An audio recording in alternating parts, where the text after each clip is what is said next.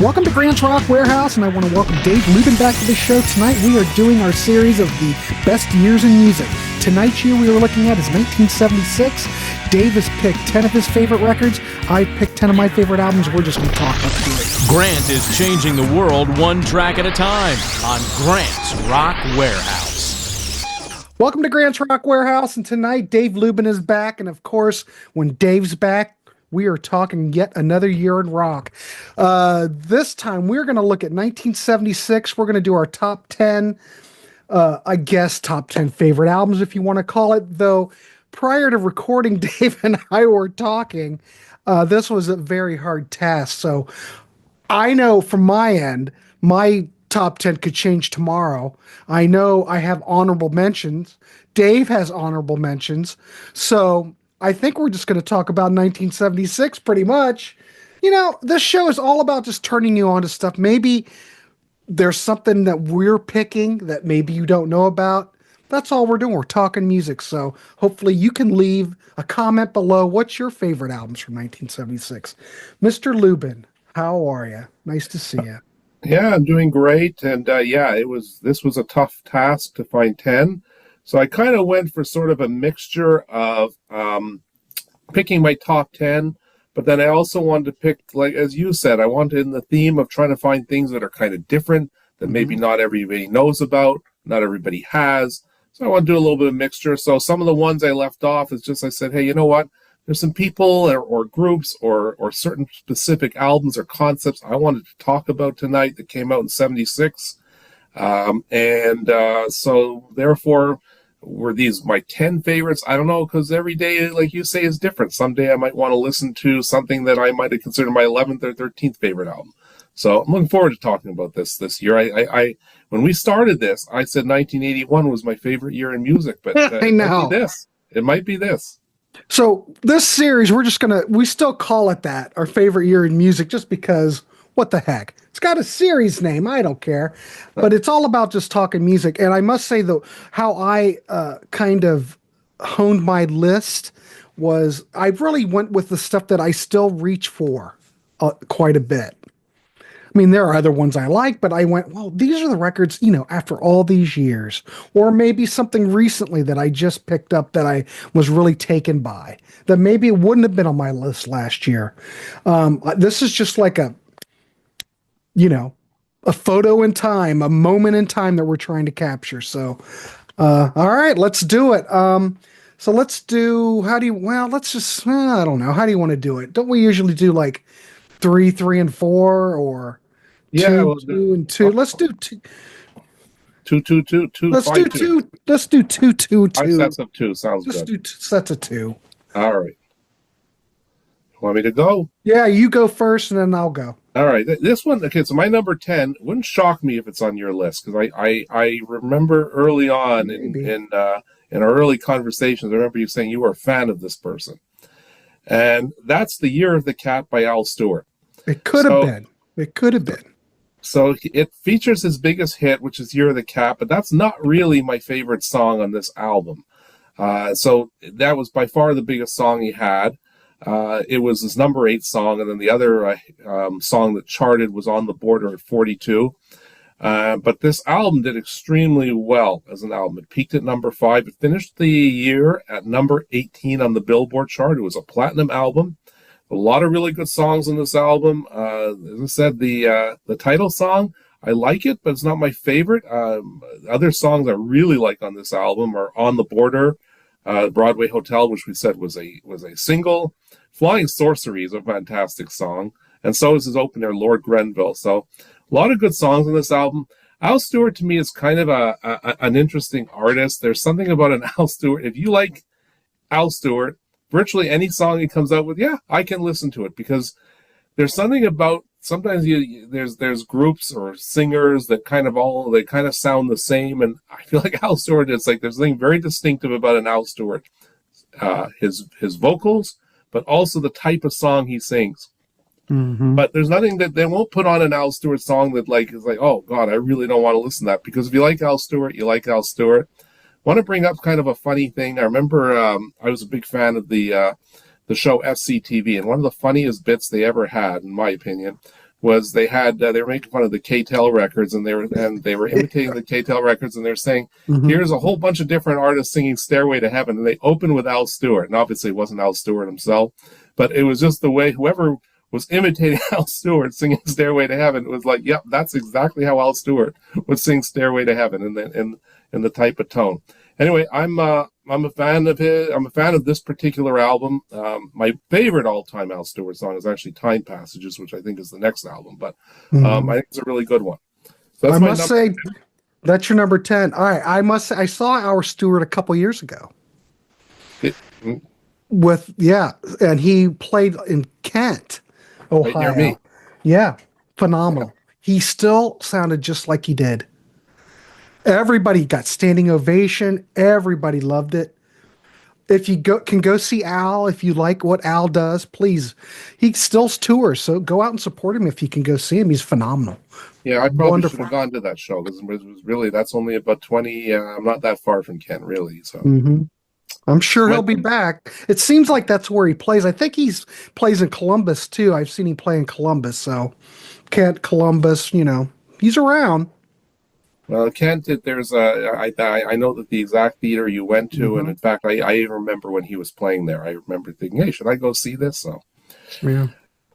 So my number 9, this one has a special place for me because the very, very first the very first rock group I ever saw was the Beach Boys, and I saw them back in late 1976.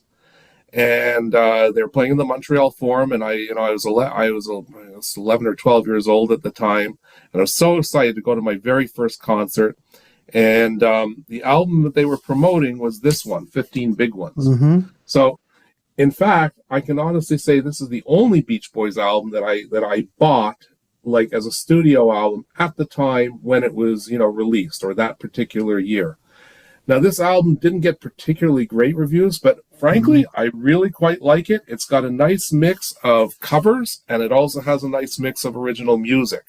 So it was very significant, and I didn't really understand any of this at the time. Obviously, now I know the history of the Beach Boys and what happened, but that tour was the return of Brian Wilson to tour. He had stopped touring with the band, and they had replacements, like, I guess, with Glenn Campbell at one point replaced him. So did the guy, Daryl Dragon replaced him at one point. But on the tour I saw did indeed feature Brian Wilson. And as I said, they were supporting this particular album. I remember their version of Chuck Berry's Rock and Roll Music was a big hit at the time. Yep. And I personally, I think that version, I love that version. And so I would, aside from that, there's a lot of good original songs on this. I like the song It's Okay. Susie Cincinnati's a fantastic Al Jardine tune on this. And then they do a lot of fun covers like Blueberry Hill, A Casual Look. I remember them doing actually A Casual Look. They do The Chapel of Love. So it's just kind of like this mixture of, Brian Wilson songs and also some covers. They do some classics, maybe ones so that's my number 9 for you right there. All right, super. I bought that single when it came out. The Chuck Berry cover, yeah. Yeah, I for me of all like I like their version better than the Beatles. I like it better than Chuck Berry's cover. Well, there you go. Someone who likes 16 Big Ones. There you go. All right. Awesome, Dave. Wow, this is going to be awesome. This is going to be so good. All right, my number 10, I'm going to go with a band that I was into when I was a kid. And you'll find like a lot of these things that I've picked were things that I liked years ago. It seems like it's stuck with me to some degree. All right. I'm sorry. I have a feeling I know what you're going to pick. I just have a feeling. Can I take a guess? I bet you don't. You Go said ahead. A band you liked as a kid. Mm-hmm. Is it by any chance, and this didn't quite make it, but was it any chance these? Well, one of them. Okay. I could have picked the other one, but one of them's going to show up because I still return to that. But the artist I'm talking about, It came out in 1976. Of course, we're talking 1976. It came out in July of 76, reached 102 on the charts. They really never made it. Produced by Jack Douglas. So if you like Jack Douglas's work, you probably like this. I'm talking about the debut album from Stars. My favorite Stars album was the second album, and that's the one that had Cherry Baby on it. That's was my gateway drug to Cherry Baby because Cherry Baby, I can go and honestly say that's one of my favorite singles of all the 70s. Love it. But this album is darn near as good. Now, some people probably think that this is a better album or this has better songs than Violation. I don't know, maybe. But these guys formed in 75 in New York. You know, they're kind of like hard rock. I wouldn't put them as glam, maybe a tinge. Cherry Baby, when I hear it, is totally power pop. But, you know, they're often compared to Aerosmith and Kiss. Key tracks, Detroit Girls is a great song. Nowhere to Run's great. But, I mean, if you just like good old rock and roll, down and dirty, in that Aerosmith and Kiss vein, this might be for you. So that's my number 10. My number 9. All right. Oh, this is so good. This is an artist that BM Bolt and I have been doing a series on. We just did this album.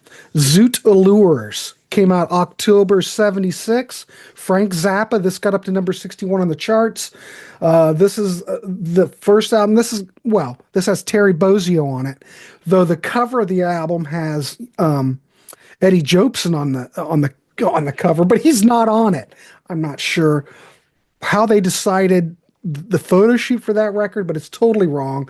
But Roy Estrada does make some appearances, but this song has got the track Black Napkins, which is one of Frank's all-time greatest tracks. He never played it twice on any concert venue. It's just absolutely wonderful. I don't really have to go into who Frank Zappa is. Everybody knows who Frank is, but this album, I keep returning to it because Byron and I are doing a whole series going through the whole catalog. But man, there's just something about this. Wind up working in a gas station, of course. Ms. Pinky, Disco Boys on here. I don't know. Some people don't think that this is quite up to snuff compared to his other work, but it's a wonderful record. I think it sounds great. The playing is wonderful. Terry Bozzio is on fire on this record because a lot of it is just he and Terry pretty much. Frank's playing a lot of different instruments. I don't know. Check it out if you haven't checked it out. But I'm going to put Zoot Allures here because I probably wouldn't have before, but man, I was really taken by it. So that's my number 9, Dave. All right. Well, those sound like two good ones to check out. The first one, Stars, I'm not familiar with them. I was trying to it sounds slightly familiar. Obviously, I'm familiar with Frank Zappa and eventually his daughter Moon Unit, of course. Yes. So, well, go check out Cherry Baby by Stars. I'll see if I read Report back, Dave. familiar. Report back. All right. All right. What's your next two? So I got my 8 and my number 7. So I'm swaying from the rock theme, and I've got one of my weird ones that I'm going to do. Very strange ones, a soundtrack. Bugsy Malone, the soundtrack. So Bugsy Malone was a film that came out in 1976, directed by Alan Parker. He came up with this idea of what if I did this mobster movie with all kids?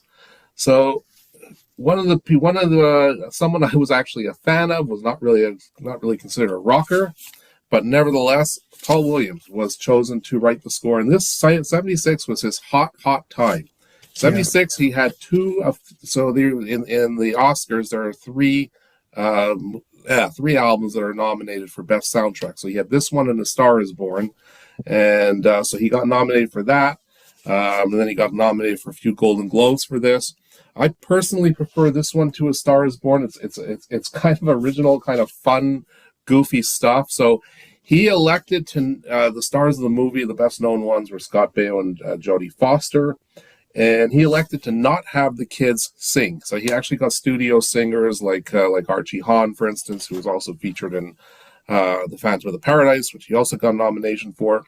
and he decided to have the adults sing and the kids would lip sync. But so the movie, it's kind of a fun, goofy movie. It's like it's original in its concept. It's funny. It's also at times it's a little bit what I would say cringy. But the songs and the performances are actually my favorite part of the movie, and it's just because I really do know every single song on this, and I have a lot of fun like watching the kids lip sync through the songs, and it's just that's a fun choice. So not a rock album, I know, but I don't know. I did not want to leave that one off the list because I really do enjoy this. Well, that's awesome. Yeah. Here's my number 7 is someone I don't know if you have ever talked about this, but this was one of the absolute hugest stars for decades and decades, 60s, 70s, 80s, 90s. Man was an absolute hit machine, and I'm talking about Stevie Wonder and the album Songs in the Key of Life. Yes. This thing debuted at number 1, sold 5 million copies. And there's 3 songs that are still all over radio today. Sir Duke, I Wish, and Wouldn't It Be Lovely? Isn't She Lovely? Which, believe it or not, did not chart at all. That kind of surprised me. But both I Wish and Sir Duke both made to number 1. I mean, I felt like that year I just was constantly hearing Sir Duke, and it's there's something about that song. It's just uplifting. All 3 of those songs are just songs I never get tired of listening to those. They've got everything in it. They've got his vocals and his enthusiastic vocals, and then of course there's that album is just loaded with piles of just fantastic instrumentalists and everything else.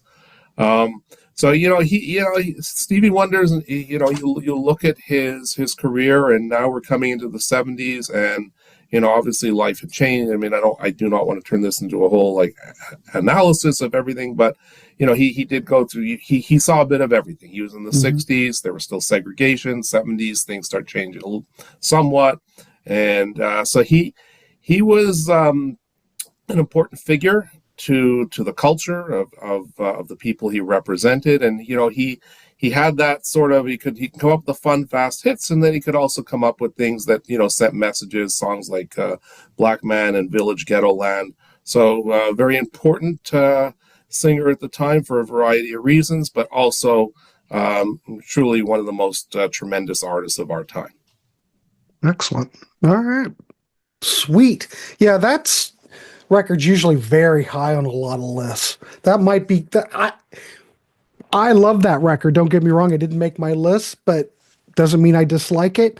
But yeah, that's probably one of the best records of the whole year, I would imagine. It's a classic. There's nothing weak on it. I mean, Stevie Wonder was just on fire during this period.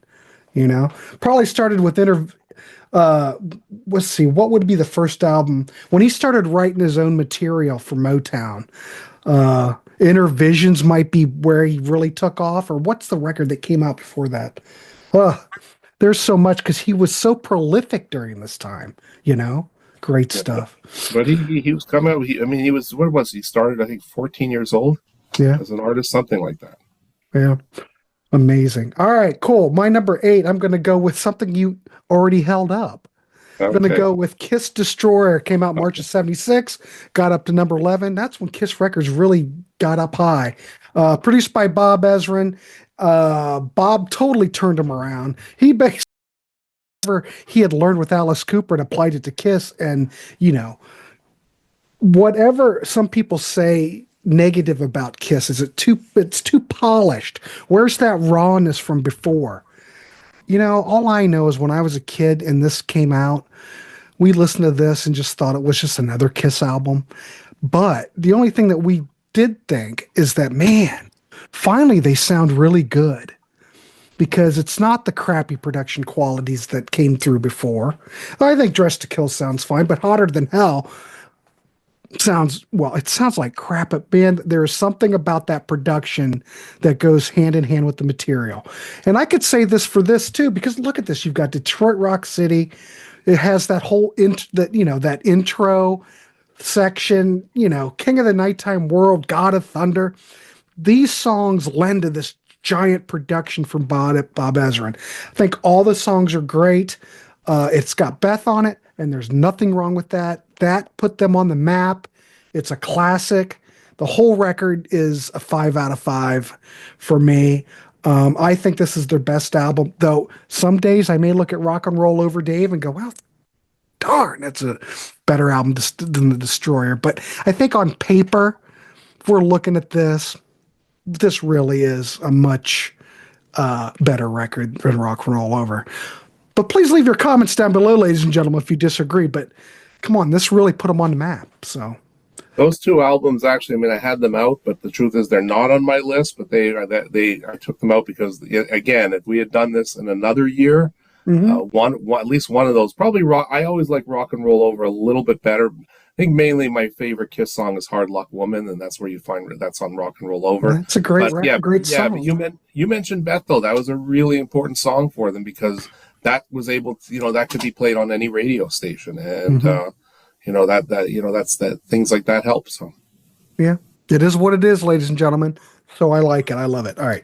And I still play it. I still return to it. So, all right. My number 7, I'm going to go with, all right, kids. I've done shows with Rand on this band, but I keep playing it. And I got turned on to this when it came out. My uncle got me this record and he gave it to me and I still listen to it. I'm going to go with Klaatu. The debut Klaatu album that came out August of 76. In the States, it got up to number 32, produced by Terry Brown. You'll see Terry Brown here again. There's a lot of Terry Brown in this show. And of course, we know that when this came out, everybody was going, who is that, the Beatles? The whole rumor thing. We know it wasn't the Beatles. You listen to this now, you're going, this doesn't sound like the Beatles. It could be Beatlesque. It could be psychedelia. Whatever, but whatever. I think that whole Beatles thing definitely hurt Klaatu in the end. But it's got Calling Occupants of Interplanetary Craft, which opens the album. The Carpenters had a big hit with it. Their version's great. I prefer this version, but there is nothing weak on this album. I mean, it took them several years to record. California Jam, Anus of Uranus, Sub Rosa Speedway, True Life Hero. The hits just keep on coming, even though they weren't hits. But I think it's a great record. Look past all the Beatle things and just listen to it. I mean, it could have fit really well in 1967, and for some reason it fit well in 1976. Great record, and it's one of those records, believe it or not. This is an audiophile favorite. A lot of the audiophiles like to take this record and test nice audio systems because the drums on this album, it's Calling Occupants, absolutely kills. It's such a beautiful sounding record. So yeah, Terry Brown. It's Terry Brown, ladies and gentlemen. So anyway, check that out if you haven't heard any Klaatu. But there's also, Randy and I did a show on Klaatu, so check that out. Anyway. Yeah. There you go. I like me some Klaatu. And I think that's a good segue because my next two are both Canadians. There's a lot of Canadian stuff in my list. Yeah, well, to some degree, which is weird, but that's okay. We're all. I have a feel. Well, we might. So very interesting. I had to pick for this next band one or the other, and originally I picked the other, and then I really thought about it. I said, well, wait a minute, which album did I really listen to more frequently? So I had to choose between. Did I want to pick the album Rush 2112, or did I want to pick the live album that came out that year? And I gave it a lot of thought. I said, you know what? I think I'm going with the live album. And the reason I went with the live album is because the live album is a fantastic way to really get familiar with early Rush. That's Rush before they became the superstars that they became. And that's the way you get songs like, you get to hear like those previews of Bytor and the Snow Dog. Mm-hmm. You get to hear songs like Lakeside Park, Working Man, which was actually the first song that got airplay in the United States, and apparently it started right here in Cleveland. Yep. I found out. But there's a whole bunch of good songs. Fly By Night was the first kind of like moderate hit that they had. In the Mood, that's a fantastic song. There's all kinds of good stuff. The problem I had is that if I want to listen to side one of 2112, this is just such a much better version of it. And I do love listening to side one of 2112, that whole story, the overture, the temples of Syrinx, blah, blah, blah. This one only has five songs from from that. So that's one problem I had with it. But nevertheless, I didn't want to have like an all Rush thing. So I'm going to go with this one. This album actually did pretty well. When all was said and done, it actually was the first album to go platinum in the United States. It was kind of something that happened over time as Rush's popularity kind of was growing here. This album was just one of those that just, let's buy this, let's buy that. It's recorded at Massey Hall in Toronto. That's right downtown. So that's, a smaller hall at the time. It was done, I think, over 3 nights. And, it did reach number 40 at one point on Billboard. And again, if you want to kind of become familiar with, Rush before Rush became huge, this is a good way to sort of hear. And then they had some great albums in the early days. The one that Fly By Night was a great album. I like Caress of Steel. I did. I thought that was a pretty I good love album. Caress of Steel. Yeah, and I think it kind of got overlooked. But basically, Fly By Night kind of got them on the map a little bit. They got them some attention. Then this one took them to a whole different level. Mm-hmm. And so it took them to that next level, and then Permanent Waves took them to another level, and then actually they kept getting progressively more popular because it went 2112, then Farewell to Arms, Hemispheres. I'm not sure. I think Farewell to Arms might have done a little better than Hemispheres. I'm not sure. And then of course Permanent Waves, like that basically was on. They were on their way to being a super group, and then Moving Pictures, of course, indelibly stamped that. Yes, 100%. Awesome. I wouldn't have picked the live album. I never really play any of the Rush live albums. I've got them, but it's like, I don't know. I always pick the studio albums. Go figure. I have another live album of theirs, but I actually much, much prefer this one. All right, cool. Yeah. My number 5 is, it's hard for me not to put them on these lists. So here I am again. Whole World's Going Crazy by April Wine. I really like this album. This album was their first one to get like a kind of a more official release in the United States. Didn't do much here, but it got so kind of an interesting story. So we talked about it on the April Wines show, but the Stand Back album was the best-selling album by a Canadian group in Canada. It got them some attention. So it did get released here. The Whole World's Going Crazy got released. It actually has different songs in the U.S. release versus the Canadian version. But what I particularly like about this album is that it's got two of my. So I when we did the April Wine shows, I always said I had my April Wine Hall of Fame. So it's Roller.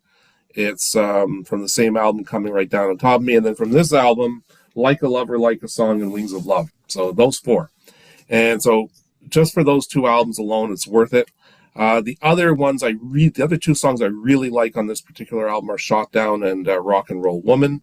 The rest of the album is pretty good. There's a couple of ones that I'm kind of on, so that's the one difference between this and Stand Back, is that it's not nothing here I dislike per se, but there's ones I'm like, I've never been a big, some people love Kick Willie Road. I've always been kind of Whole World's Going Crazy, just kind of a silly song. I never thought that one was that great, although it did chart very well in Canada. But as I said, for those 2 songs alone, it's worth it.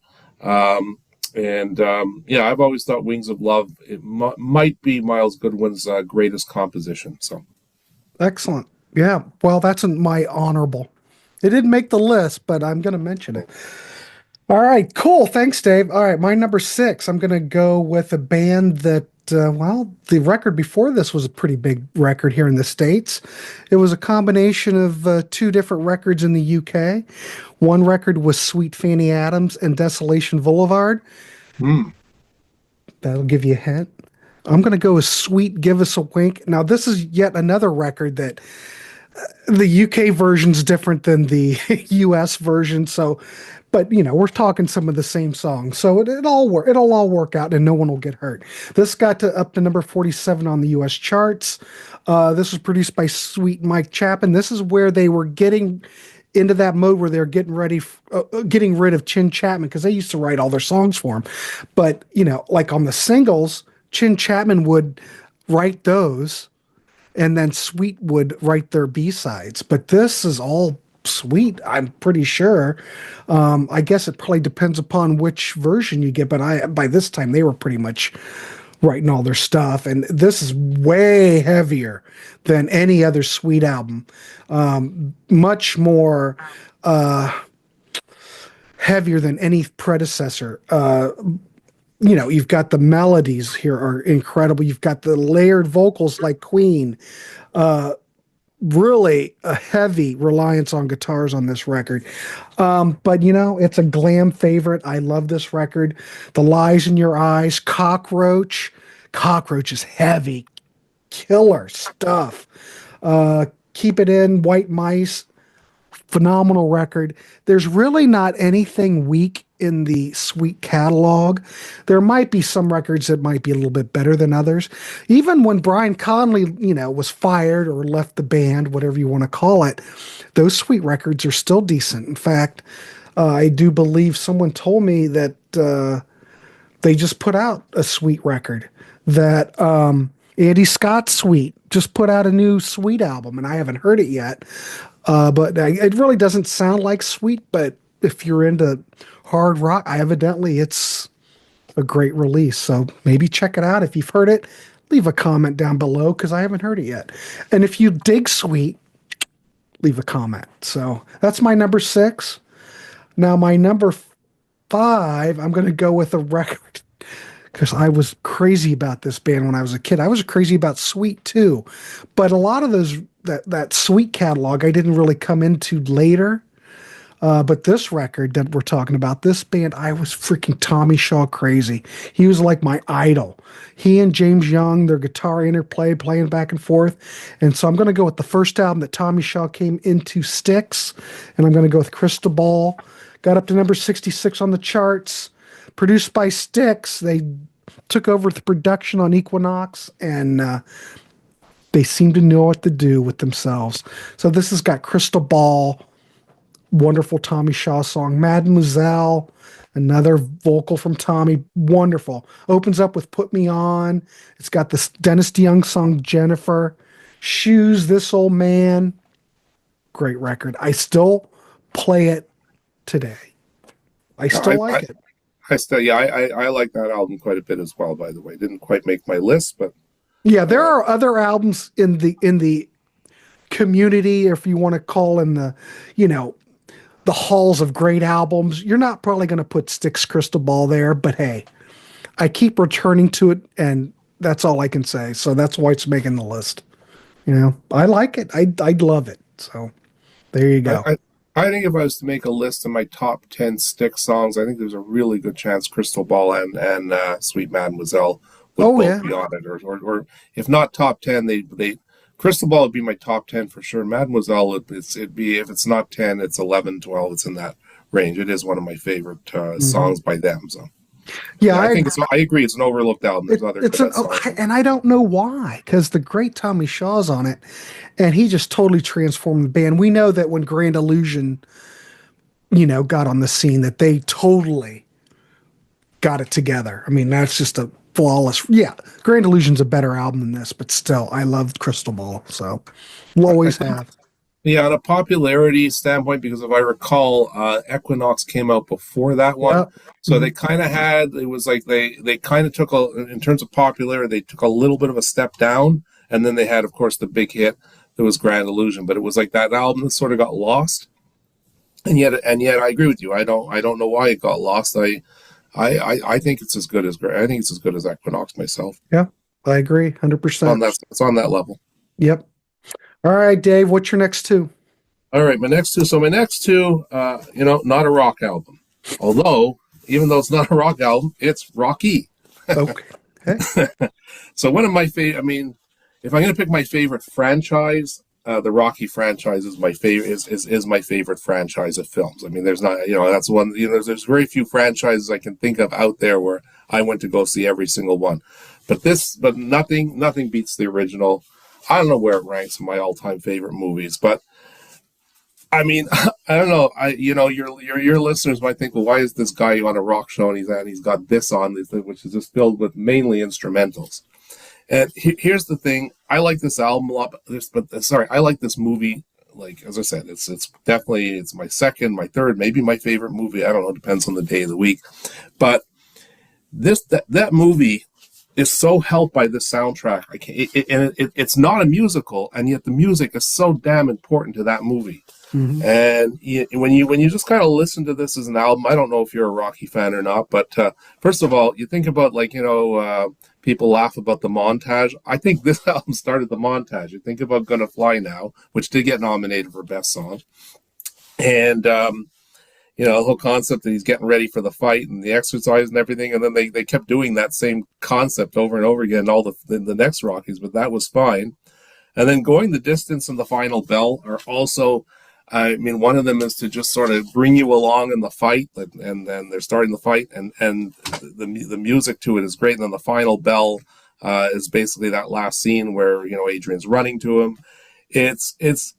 I don't know what it is. This album, I can just listen to it as an album over and over again. And then before the days of VCR, when you could just like watch a movie all you wanted over and over and over again, I could put on this album and it would take me into the movie. And I can't think of too many soundtracks that I've ever bought like this, where it's not singing, it's not a musical, and yet I had to go out and own it and buy it. And you can see like how old it is. And right. Sorry if I know it's the Rock Warehouse, but I had to bring that one up. Hey, we're equal opportunity employer. It's just about talking music. So, all right, cool, excellent. And then, so my number three now, the last three are, I promise, all rock. And I think this was a fantastic album. It's the only album I've ever really listened to in terms of its entirety. I've heard other individual songs by this artist, but "Silk Degrees" by Boz Scaggs, that was just fantastic. So 3 singles hit the top 40. That would be "Lido Shuffle," "Lowdown," and "It's Over." But I mean, this album's just fantastic. So it starts off with a great opener, "What Can I Say?" And then it goes right into "Georgia." And then there's all kinds of other good songs on this too. I feel like there's a lot of songs on this album are still played a lot today. "We're All Alone" became a hit for Rita Coolidge as well as him. It was 5 times platinum. It peaked at number 17. And it kind of, I don't know if you can say it got Toto started, but David Paich, who of Toto's all over this album. So Jeff Toro is still all over this album. Mm-hmm. So he chose obviously some fantastic studio musicians who went on to formulate a super group of their own. I would say this was the only mega hit that Boz Scaggs had. He had songs after that would hit from time to time, like "JoJo," and I think "Camera Action" was another one. But this album, it's one of those, you put it on from start to finish, there's not a bad song on it, and it was a huge hit of that year, and I can see why. So Boz Scaggs, "Silk Degrees," definitely one of my favorite albums of that year. All right, perfect. All right, thank you, Dave. All right, let's keep going. We are going to go with my number 4, and this now this really doesn't need any introduction. This record still, I don't think, ever went platinum. Hell, I'm not even sure if it went gold.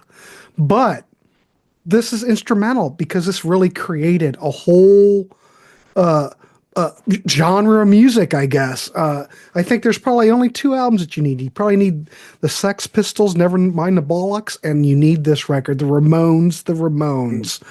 Ramones started out in 1974, started playing, CBGBs, leather jackets.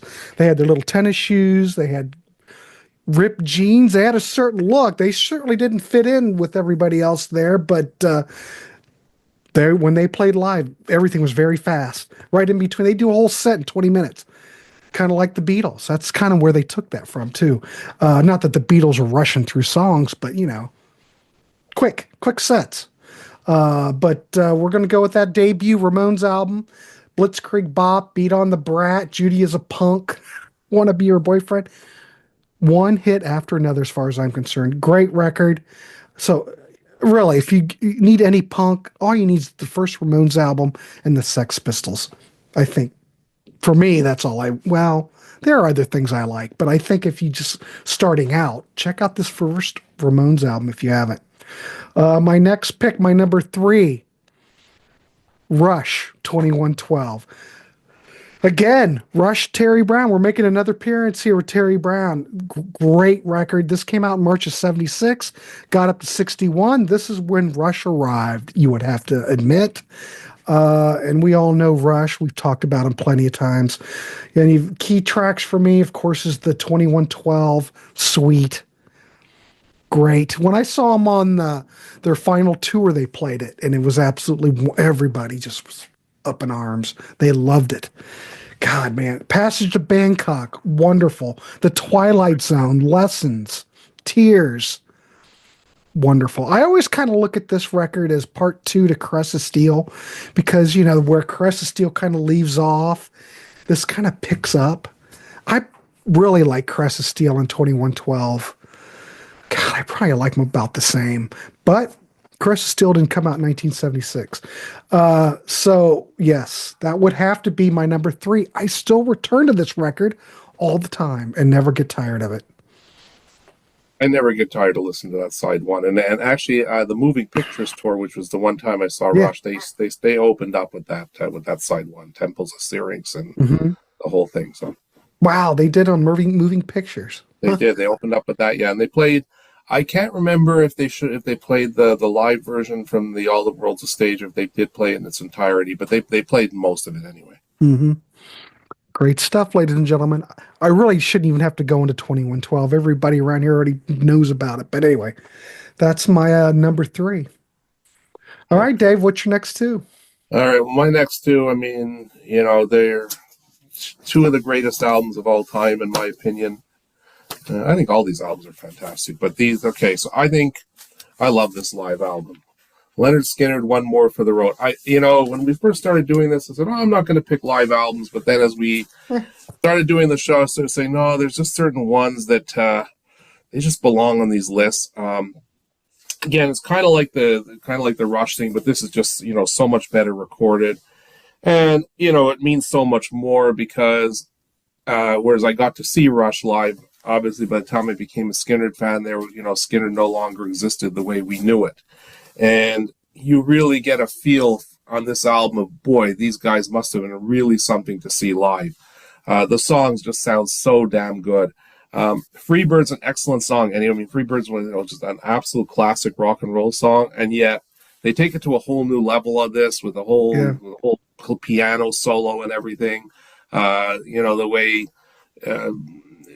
Van Zant's enthusiasm when he's singing, and he's saying, play Pretty for Alabama and all that sort of stuff. This album was recorded in Atlanta. It was actually an amalgamation of 3 different shows, but you really get like a best of, and you get to hear them. You get to hear how good live they sound. So, we've got Working for the MCA, I Ain't the One, which is from the debut album, which I think is one of the best debut albums of all time. Did a lot from the debut album because that was such a good debut album. The Needle and the Spoon's another fantastic song. And this is also the first time Stevie Gaines played with the band. So he plays with the band. Then they released Street Survivors, which was on the last list that we did. And that's the only studio album that he was a part of. And Ronnie Van Zant, I watched the special on Netflix. He was so excited about Stevie Gaines joining the band. He said, okay, we're about to put out the best material Skynyrd ever did. And I talked about this on the last show, is that the first 2 albums were second helping and the debut were amazing. And then I always sort of thought the third and fourth ones were kind of like, they were good, but I don't know, something was missing. And then they put out Street Survivors, and he's right. They went back to at least the level of the first 2. Mm-hmm. So this peaked at number 9 on the charts, and I wish I could have seen Leonard Skinner with Ronnie Van Zant, but that's it was a sad day. Yeah. Sad day. Apparently, anyway, sad day. Yeah. So the number 1, if you ever forced me and said, David, what's your favorite album of all time? I might have to pick this one because I just think it's an unbelievably amazing album from start to finish. I start playing this thing. There's not one song on here that I want to turn off. If it plays on the radio, I want to listen to every single one of these songs, and that's a New World record by ELO.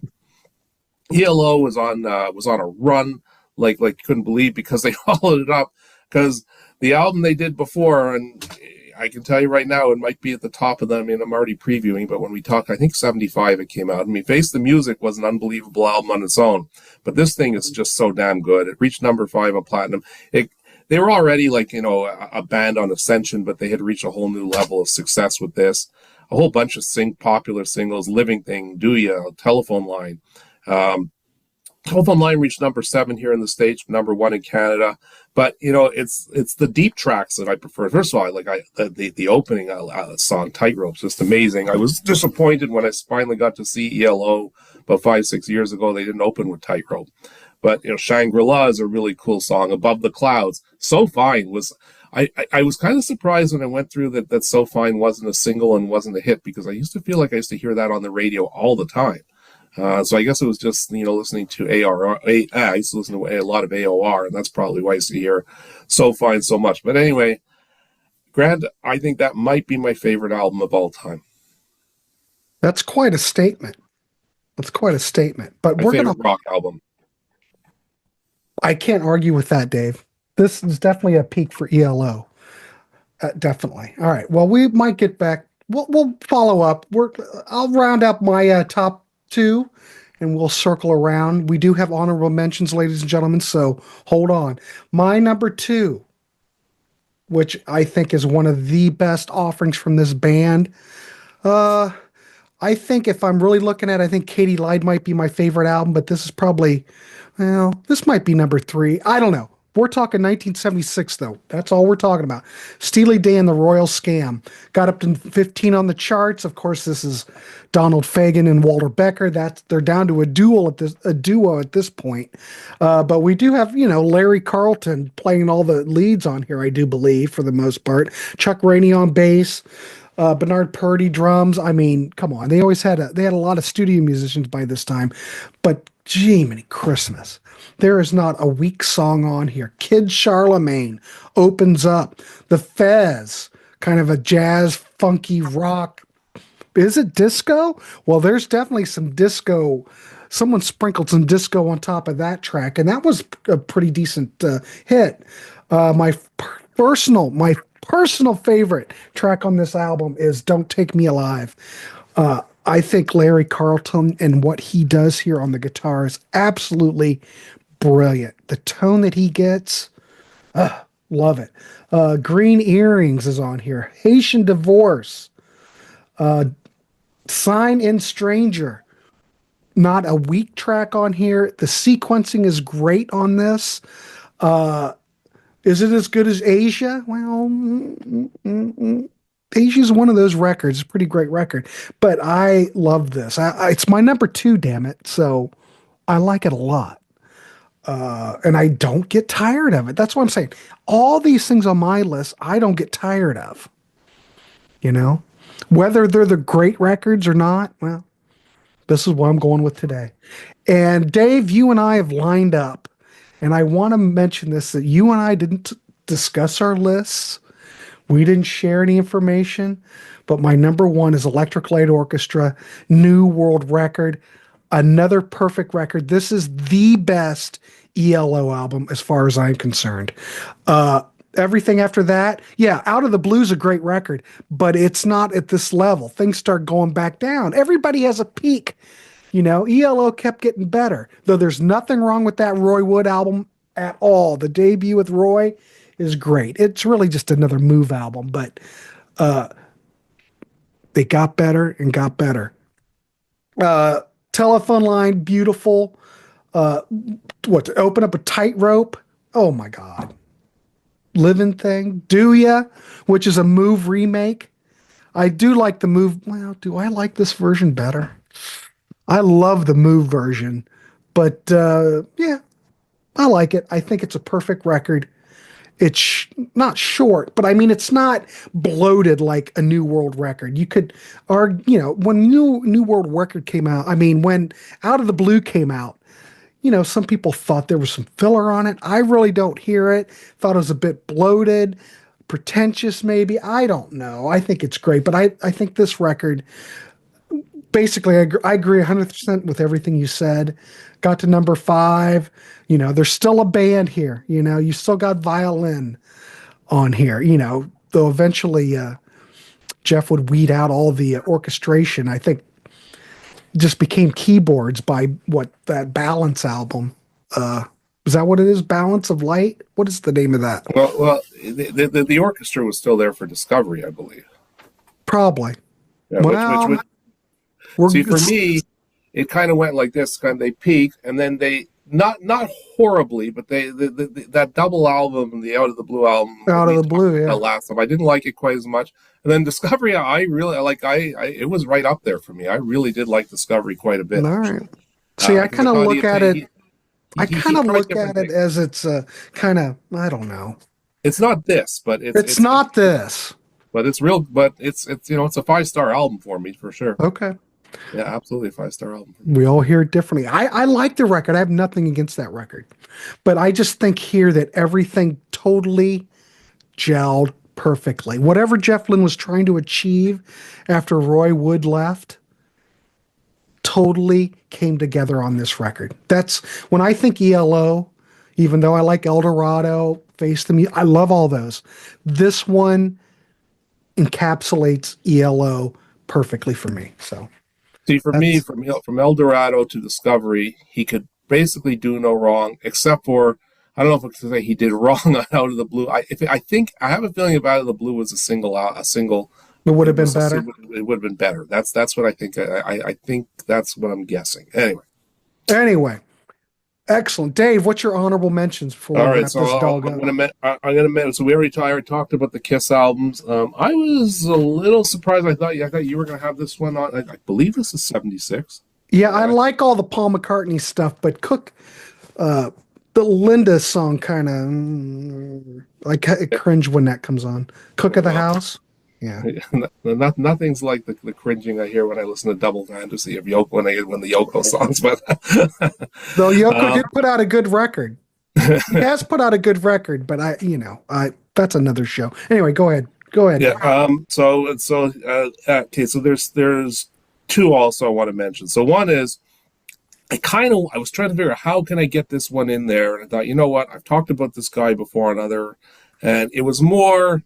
I just thought, no, I need to talk about some other artists, and I need to talk about some other. But Turnstiles by Billy Joel is actually a really good Billy Joel album. And what's interesting about that was we talked about who was it? We were talking about Styx. We were talking about how Styx kind of like they hadn't quite got there yet. So with Turnstiles with Billy Joel, it was like he had the Piano Man album, and then Streetlight Serenade didn't do that much, and then he put out Turnstiles, and he was kind of like middling and not really quite getting there, and then it took him till The Stranger. But I tell you, this is a much, much like better album than The Stranger. And I know that is that even though this album didn't do that great, later on, the songs on this album became like show staples for him. Say Goodbye to Hollywood. Miami 2017 became the song he was opening up his concerts with. Summer Highland Falls was played in a lot of concerts. I mean, you go through and actually my favorite song on the album is a song called James, which he doesn't play that frequently. But that would probably be number 11 for me. Neither of us had Hotel California by the Eagles. I like that album. I don't love it. And here I got to give a shout out to one more here. No, Close Enough for Rock and Roll by Nazareth, only because of the opening song Telegram. Telegram is maybe, if we were to do a top 10 songs of that year, I think Telegram, I don't know if you're familiar with that song, but it's probably if I heard it. I can't think of it. It's a fun rocker. And I think it's kind of in kind of that Rush mode. A little bit of a 2112 thing to it. It's got 3 parts to it. No, sorry, it's got 4 parts to it. They used to open up their concerts with it, but that's a fun, good song. And as I said, we're doing a top 10 or a top 20 songs. I think that would make it, but it's just the rest of the album doesn't quite cut the mustard. So, little shout out to Nazareth. I don't think we've ever mentioned them on this show. So, awesome. All right, let me go through real quick. Honorables for me, real quick. The Babies debut album produced by Bob Ezrin. I've got that. I've got the I've got the album Artful Dodger, Honor Among Thieves, which is a power pop classic. Did not chart. I mean, and we talked about that on my show. I also have April Wine, The Whole World's Going Crazy. Didn't make my list, but it's April Wine. For God's sakes, it's got to show up. Another one, the first Max Webster album. Got a different cover in the States than it does in Canada. Again, Terry Brown. Terry Brown's in a lot of my lists for around this time period, but love Max Webster. The first Blondie album came out in 1976. Again, Blondie, great stuff. What else did I have? Angel, hell of a band. Glam rock to its full tilt goodness. That record's a great record. What else? Nope, that's it. That's all I had. There are others I could have picked too, Dave, but whatever. I only can throw so many out there, but my list could change. I bet your list could change, except New World Record would be by number one for sure. Yeah, I'm good with my top three for sure, and then after that, I could do lots of changing around. I do think my top three: Silk Degrees, One More for the Road, New World Record. I mean, I'm totally good with those. So next we're what, 1975? We're kind of going back. Oh, good. Yeah, let's do 75. All right, we're doing 75. All right, kids, I have another show. I'm going to wrap this dog up. I want to thank Dave Lubin for coming on and talking 1976. Hopefully, you can get turned on to something. Let us know in the chat what albums from 1976 are your favorites. Dave, it's always fun. Appreciate you coming on, and I know we've got more stuff coming up. I can't think. I'd have to have my book here, but Dave will be back. I appreciate you doing it. This will be up pretty soon.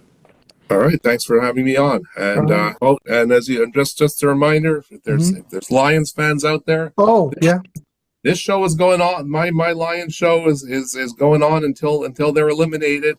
So hopefully that's not next Sunday, a week from Sunday. All right. Well, I'll put since I've got to go. I'll put the link down below to your channel. How's that? Appreciate so make sure you send it to me again, and then I'll make sure it's down. So check out Dave's channel. Follow the link. Subscribe. Please subscribe. Give Dave some support. Give him some subscribers. And yeah, just on my channel, as soon as the Lions season ends, and hopefully that's going to be in 3 weeks as opposed to next week. 3 weeks, I think, is Super Bowl. Then we're going back to the sound of soundtracks, and then I'm going to talk about albums like Rocky and Bugsy Malone in more detail. So Grant's been on that show. All right, cool, everybody. Thanks. Please subscribe to Dave's channel. We will see you on the next one, and keep it clean. And what the hell, Rap the Rascal. All right, Dave, we'll see you. Take care. See you, buddy.